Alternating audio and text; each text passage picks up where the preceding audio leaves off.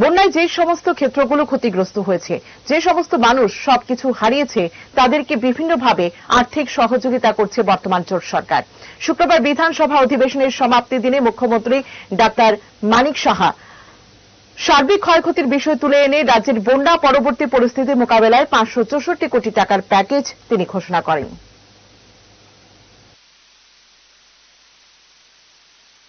আমি একটা ঘোষণা দিতে চাই, এখানে রাজ্যের বিভিন্ন সেক্টর জুড়ে সাম্প্রদায়িক বন্যার যে সৃষ্ট যে ক্ষয়ক্ষতি, সেটার যে তীব্রতা তাকে মাথায় রেখে আমি আর্থিক প্যাকেজ কিছু ঘোষণা করতে চাই। ডিপার্টমেন্ট ওয়াইজ আমি সেটা বলছি। একটা হচ্ছে খাদ্য ও জনসংবরণ 70 কোটি টাকা, পরবর্তী 2 মাসের জন্য প্রতি মাসে রেশন কার্ড প্রতি 10 কেজি অতিরিক্ত চাল প্রদান করে।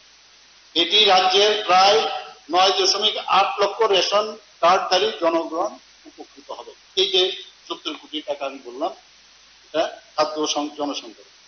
কৃষিতে 15 কোটি, এটাতে কি খারিফ ও রবি শস্য উৎপাদনের জন্য বীজ এবং সার প্রদান এবং অন্যান্য কৃষি সহায়তার জন্য আর্থিক সহায়তা প্রদান।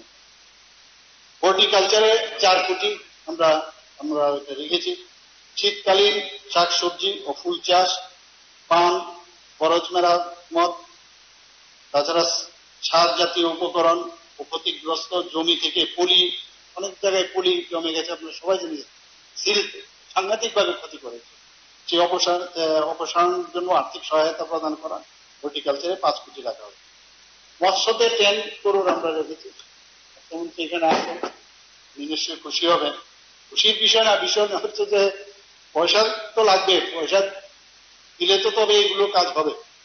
তো সেখানে খামার এবং হ্যাচারি মালিকদের আর্থিক সহায়তা করা হবে। বিআরডিডিতে 5 কোটি টাকা আমরা রেখেছি। ক্ষতিগ্রস্ত যারা পশুদের স্বাস্থ্য রক্ষার্থে তাৎক্ষণিক সহায়তা প্রদান, পশু খামারগুলিতে জল, পশু সরবরাহ সহ পশু খাদ্যের ব্যবস্থা পুনর্গঠন, ইনপুট ভর্তুকি এবং অন্যান্য খাদ্য। এডুকেশনও আপনারা জানেন অনেক ক্ষয়ক্ষতি হয়েছে, সেখানে আমরা 12 কোটি টাকা রেখেছি। যারা বন্যায় ক্ষতিগ্রস্ত হয়েছে তাদের বই সরবরাহ, কোশ্চেনটা এখানেও এসেছিল, মাননীয় বিধায়ক সুদীপ রায় বর্মন মহোদয় রেখেছিলেন। আমিও অনেক জায়গায় গেছি, সেখানে আমিও কিন্তু সাথে সাথে আমি বলেছিলাম যে নিশ্চয়ই আমরা এই বিষয়টা দেখব। তো সেখানে যারা বন্যায় ক্ষতিগ্রস্ত হয়েছে তাদের বই সরবরাহ করা এবং স্কুল কলেজ মেরামত ও রক্ষণাবেক্ষণ করা। DWS এর আপনারা জানেন যে বিরাট ক্ষতি হয়েছে সেখানে, তো তার জন্য 50 কোটি টাকা সেখানে রাখা হয়েছে। বন্যায় ক্ষতিগ্রস্ত হওয়া স্কুল, অঙ্গনওয়াড়ি কেন্দ্র এবং পরিবারগুলোকে পানীয় জল সরবরাহ এবং পাইপলাইনের মাধ্যমে জলের ব্যবস্থা সুনিশ্চিত করা। এ বিষয়ে আরো বিস্তারিত জানবো। টেলিফোন লাইনে রয়েছেন আমাদের প্রতিনিধি অলোক চৌধুরী। অলোক, তোমার কাছ থেকে জানতে চাইবো যে বন্যায় যে সমস্ত ক্ষেত্রগুলো ক্ষয়ক্ষতি হয়েছে, মুখ্যমন্ত্রী আজ বিধানসভার অধিবেশনে সেই সার্বিক ক্ষয়ক্ষতির বিষয় তুলে এনে রাজ্যে বন্যা পরবর্তী পরিস্থিতি মোকাবেলায় 564 কোটি টাকার প্যাকেজ তিনি ঘোষণা করেছেন। সেই প্যাকেজটা নিয়ে একটু বিস্তারিতভাবে জানবো তোমার কাছ থেকে। হ্যাঁ, একদমই পুনঃ তুমি যেটা বললে যে আজকে তুমি জানো যে রাজ্য বিধানসভার অধিবেশন চলছিল এবং আজকে তা শেষ হয়েছে এবং সমাপ্তি দিনে এই 3 দিনের এই অধিবেশন যে চললো তার সমাপ্তি দিনে মুখ্যমন্ত্রী ডাক্তার মানিক সাহা আজকে বিধানসভার অধিবেশনে এই তুমি জানো যে সম্প্রতি রাজ্যে প্রবল বর্ষণে বন্যা পরিস্থিতি হয় এবং আজকে মুখ্যমন্ত্রী এই বিধানসভার অধিবেশনে রাজ্যে বন্যা পরবর্তী পরিস্থিতি মোকাবেলায় মোট 564 কোটি টাকা, আবারও টাকার অঙ্কটা বলছি, মোট 564 কোটি টাকার আর্থিক প্যাকেজের ঘোষণা করেন মুখ্যমন্ত্রী ডাক্তার মানিক সাহা।